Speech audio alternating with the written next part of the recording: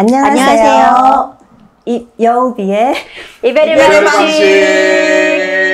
내가 틀렸어요.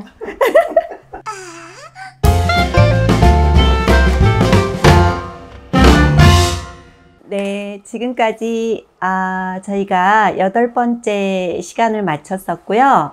그리고 오늘은 9번째 시간이고요. 큰 제목으로 내가 나를 할킬 때라는 제목으로 들어가는데요. 그 첫 글이 단추라는 글이에요. 오늘 이제 또 단추를 읽어보고 감상을 하면서 또 이야기를 나눠보도록 하겠습니다.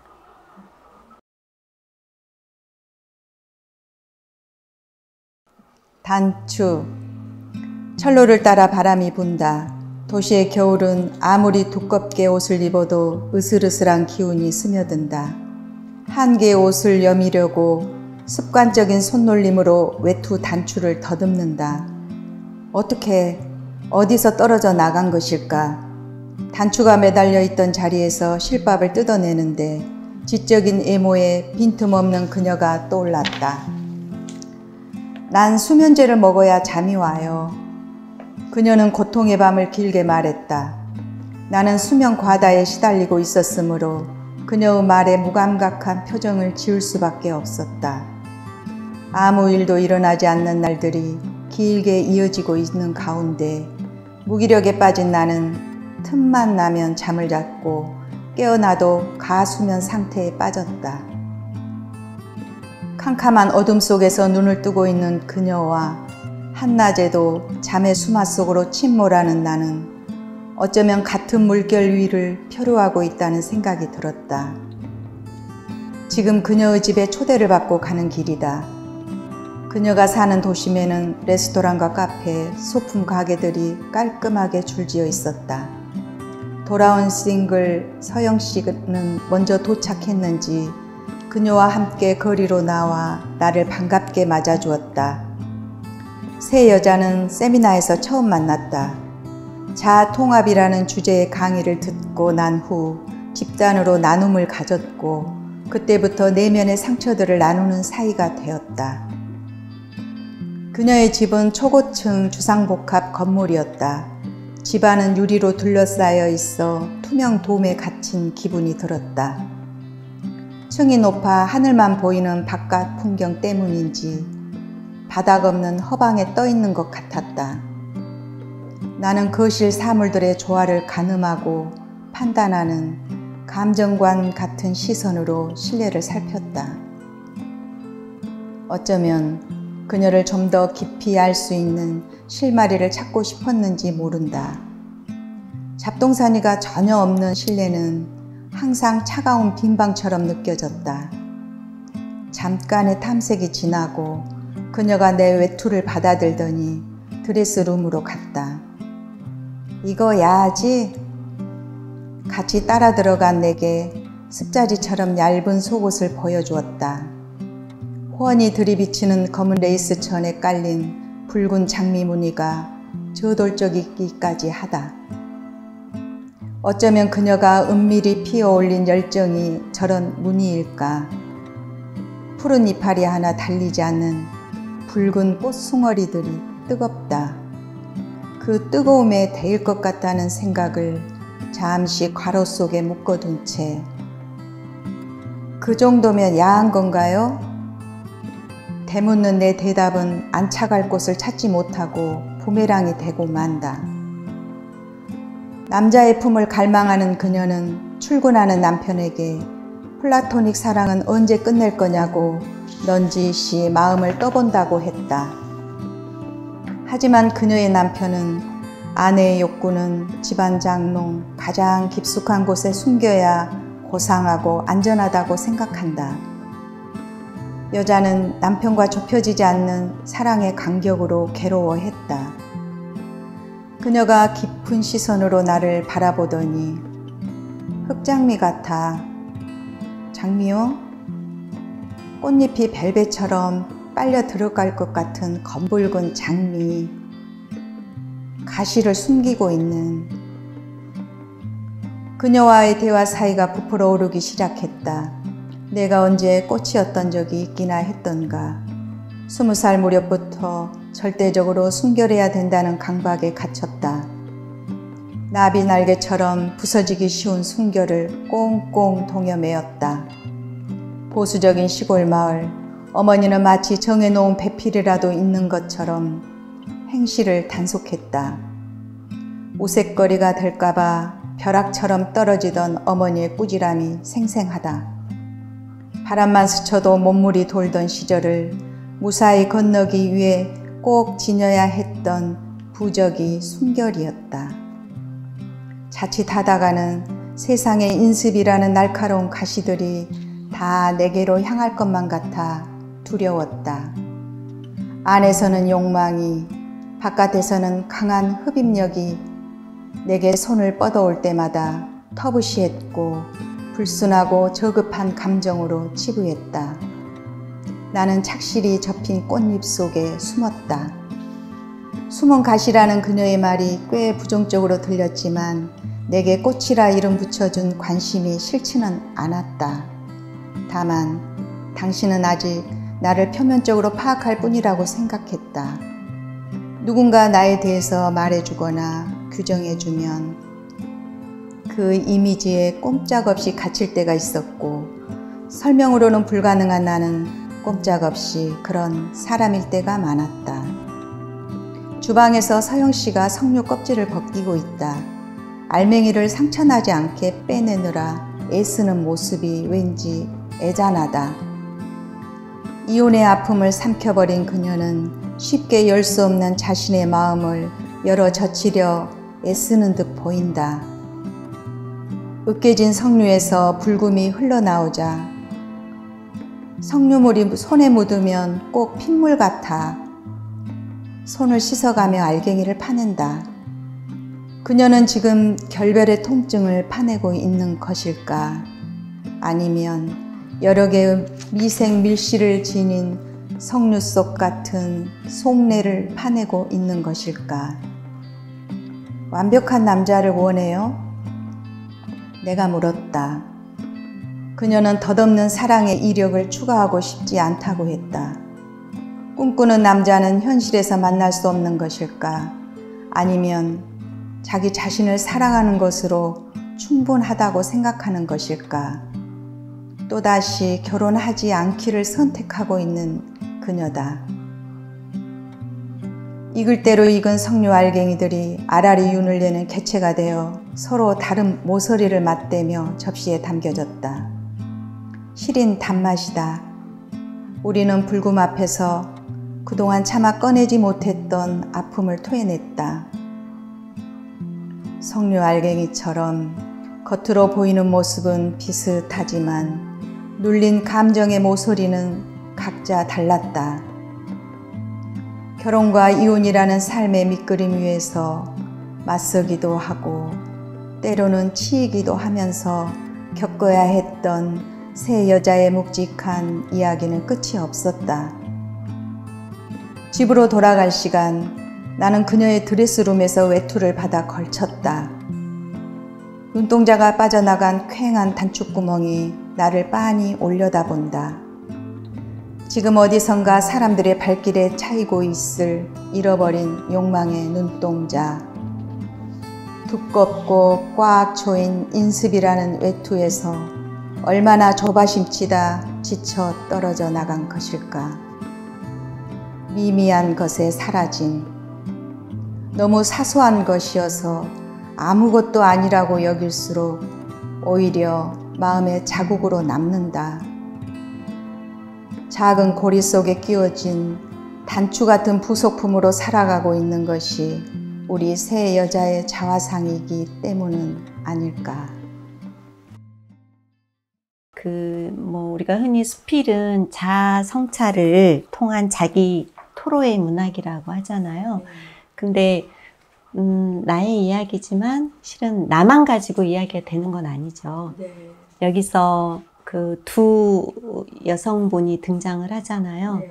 그들을 통해서 또 그들을 바라보는 나의 생각이나 또 그들을 이해하는 그런 거를 이렇게 지나면서 자신을 또 바라보는 또 성찰하는 그런 글이다라는 그런 생각이 들었어요. 우리 백여우는 어땠어요? 우리 똘똘이 백여우는 이 글 들으면서 참 아프고, 예, 그러면서도 또 전 항상 재미를 얘기하는 사람이라 재밌네요. 왜냐면 어떻게 이렇게 내숭 떨어놓고 뒤에서는 외투에서 얼마나 조바심 지쳐 떨어져 나간 것일까? 지가 나간 거잖아요. 그죠? 단추가 떨어져 나간 건 거죠. 예. 이 장치가 저는 너무 재밌어요. 예. 그리고, 이제 우리가 오랫동안 지켜봤잖아요. 그래서 항상 말씀하셨던 그 내용들이, 그러니까 우리끼리 이렇게 얘기했었던 그 욕망이라는 그 이야기들이 여기에 다 들어있어서, 작가의 마음이 어떻게 보면 참 많이 다른 작품들보다 더 많이 들어간 작품이 아닐까, 저는 이런 생각을 좀 했어요. 아니, 사실은 이 글이 굉장히 감각적인 글이잖아요. 우리 금요는 보면은 되게 오감이 발달한 사람 같아요. 예를 들면 저 같은 사람은 좀 이성적인 사람이라 머리로 바라본다면 우리 금요는 오감을 가지고 모든 사물을 바라보아서 이런 글도 나오지 않았을까. 어떻게 보면 되게 좀 에로틱하기도 해요. 지난번에 우리가 했던 그 바람난 매생이 같은 그런 느낌도 들고, 어떤 성에 관한 이야기도 사실은 뭐 여자와 또 결혼과 성은 떼놓을 수 없는 거잖아요. 근데 항상 이제 좀 답답하게 생각하시는 부분이 있는 거죠. 그 부분에 있어서. 제가 이 글을 이렇게 소설체 형식을 빌려와서 쓸 수밖에 없었던 이유가, 저게 은폐된 여성의 성을 드러내는 이런 이제 글을 쓰고 싶은데, 수필은 사실상 그 사실의 주제에서 출발 또 벗어나면 안 된다는 어떤 숙명을 갖고 있는 장르예요. 그러다 보니까 제약이 많죠. 그리고 기존 수필이 좀 고상함을 추구해 온 거에 비하면 저희가 이 글이 특별한 평가를 받는 이유는 수필이 선뜻 다루지 못한 인간의 본능적 욕망을 이제 드러냈다는 것에 있는 거거든요. 그러니까 저는 굉장히 작가가 용기 있다고 생각하는 부분이, 우리 농담 삼아 그런 얘기 하거든요. 남성의 뇌와 여성의 뇌를 얘기할 때 남성의 뇌에서 치면 다 에로틱한 것만 가득 차 있는 뇌가 떠요, 인터넷에. 그런데 너무나 용기 있게 바람만 스쳐도 몸물이 돌던 시절, 그렇거든요. 그러니까 여자 역시 바람만 스쳐도 같다는 얘기를 대놓고 지금 하고 계신 부분이라서 참 용기 있다. 네. 그래서 그 용기를 내기 위해서는 떨어진 단추라는 객관적인 상관물을 가져와서 이렇게 문학적 장치를 한 건데요. 사실은 이 안에 많은 여성이 들어있다고 봐요. 이 글을 쓸 때 해서는 안 될 말과 할 말 사이에 고민을 많이 했는데, 그 고민 사이에서는 이렇게 말 못한, 남들이 쉽게 말 못한 것을 듣고 싶어 하는 독자가 있다는 믿음에서 쓰게 됐고, 또 이렇게 제가 쓰면서 되게 카타르시스를 느꼈고, 어떤 이 창작의 자유로움, 그걸 느끼게 한 글이에요. 어느 작가가 그랬던가요? 그 가장 감각적으로 느낄 때 살아있다는 느낌을 받는다고 그랬거든요. 딱 그 말이 맞는 글 같아요. 이거 작가가 카타르시스까지 느꼈다고 할 정도면 쓰면서도 많은 사람을 대신해서 성에 대한 얘기, 뭐 그 여자들의 이혼이라든가 아픔에 대한 얘기를 이렇게 기탄 없이 다 이렇게 풀어놨기 때문에, 혹시 이 두 여성분께 금요 책을 혹시 전해줬나요? 그래서 여기서 나한테 흑장미 같다라고 말한 그 여성분한테 차마 책을 주지 못했어요. 왜냐하면 사실적인 소재는 그분이 다 에피소드를 줬기 때문에 무슨 이런 얘기를 공론화했어 라고 할까봐 차마 주지는 못했어요. 근데 제가 그 여성을 되게 이제 언니라고 하는데 내 앞으로도 언니 대접은 해드리지. 그분을 되게 좋아하는 이유가 굉장히 샤넬 향수 같은 향기를 늘 품고 있는 여성. 그래서 내가 접어버리고 이제 사장시켰던 여성성을 가지고 있고 또 그것을 이렇게 발현하려고 되게 노력하고 또 그런 것을 소중하게 이렇게 간직하는 여성이에요. 그래서 이제 그 언니를 만날 때면 설레기도 하고 긴장도 되고 제가 되게 좋아하는 사람인데 이렇게 만나면 딱 만나서 안녕 하고 나면 미란 씨 여기 단추부터 풀러 너무 이렇게 조이고 다닌다는 거죠. 예, 그래서 상반된 어떤 관계, 정서에서 오는 거기서 또 자극을 많이 받게 되더라고요. 근데 아까 여기 글 중에 끝장미 같아 했을 때 내가 언제 여성이었던 적이 있었던가? 라고 자신에게 되물었잖아요. 그러면은 본인은 나는 여성성을 죽이고 살았거나 아니면 없다고 생각을 한 거예요? 이제 이 글에서처럼 엄마가 이제 어머니로부터 받은 그때 색에 대한 오해에서도 말씀드렸지만 좀 유난하게 이렇게 그런 정조관념을 심어주신 거예요. 그래서 이제 그거로부터 억압, 뭐 부자유, 뭐 그게 이제 학습된 거죠. 예. 이제 근데 타고난 성향하고 학습된 거하고 의 어떤 불합리, 내적 불합리에서 오는 이제 그런 거죠. 그래서 많이 이제 없다고 생각하고 있었는데 이제 이 지인을 만나면서 대리만족을 느끼게 된 거죠. 근데 남들이 봤을 때는 우리 언젠가 우리 초대 손님이 한 말 있었죠. 가장 여성성을 그리고 그래서 제가 찐팬이잖아요. 가장 여성성이 강한 사람이라고 그렇게까지 얘기했는데 본인은 그 뛰어난 그 어떤 감각을 이성으로 꽁꽁 묶어두고 그 살아왔다는 게 아마 본인만 알지 남들은 거의 느끼지 못하는. 지금부터는 살짝 19금 토크처럼 그냥 좀 요 질문 49분 말고? 49분 더 좋죠. 저 같은 경우는 결혼 생활을 30년 넘게 거의 이제 뭐 40년 가까이 해 가다 보면 그냥 꼭 남녀가 아니고 인간 대 인간으로 그야말로 동반자. 따로 또 같이 서로 든든한 배경으로 저의 바람이지만 남편은 그렇지 않습니다. 그렇죠. 네. 야수. 저는 이제 신혼 때 되게 중매 3개월 만에 했는데 결혼해서 남편이 그렇게 뭐 남편이 아주 사랑스럽다고 합니다. 지금은 친구야.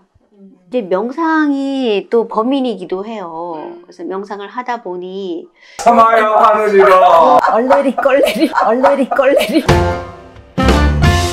가장 이해받지 못하고 또 이렇게 억누르기 힘든 게 인간의 어떤 성, 본능, 욕구인 것 같아요.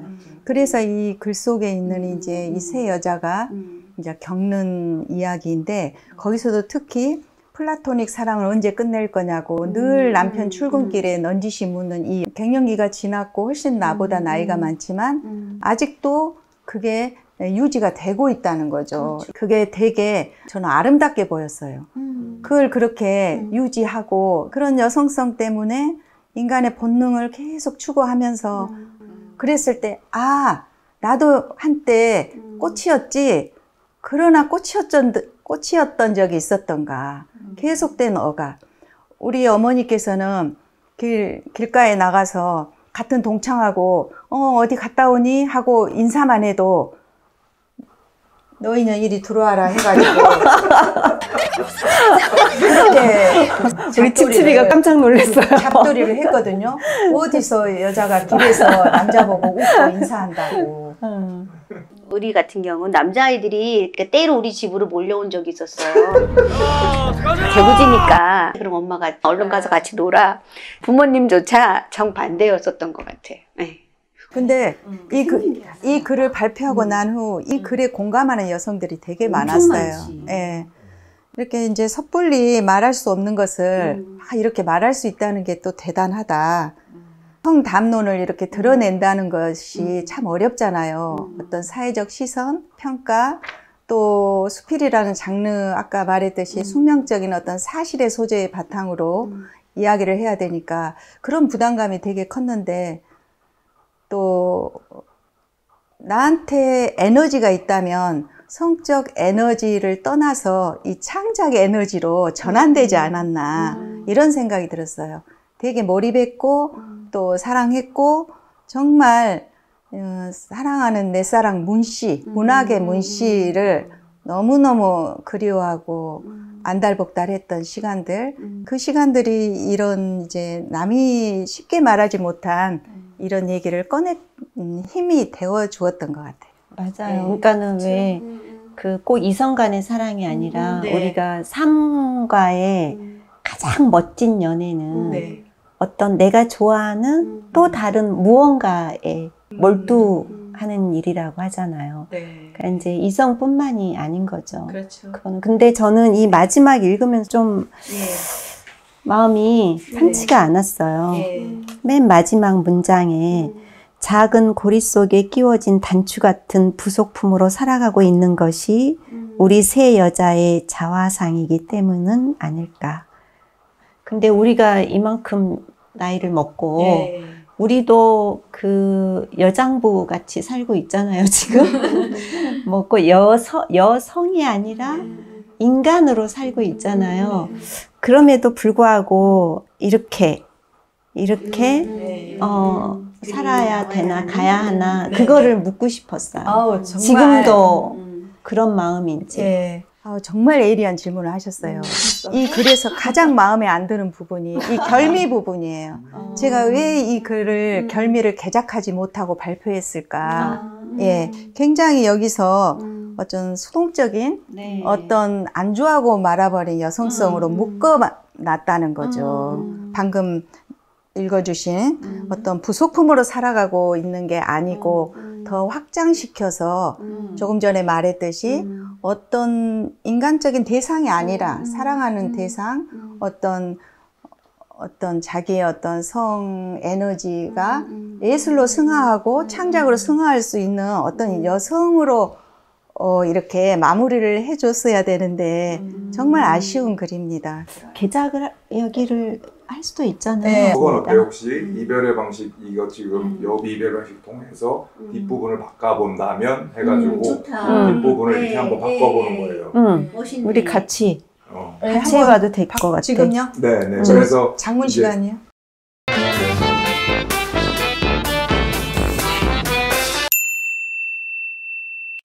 네, 저희가 지금까지 단추에 대해서 이야기를 나눠보았습니다. 시청자분들께서는 지금 가슴을 설레게 하는 것이 무엇인지요? 오늘은 여기서 마치겠습니다. 이별의 방식, 애정을 담아!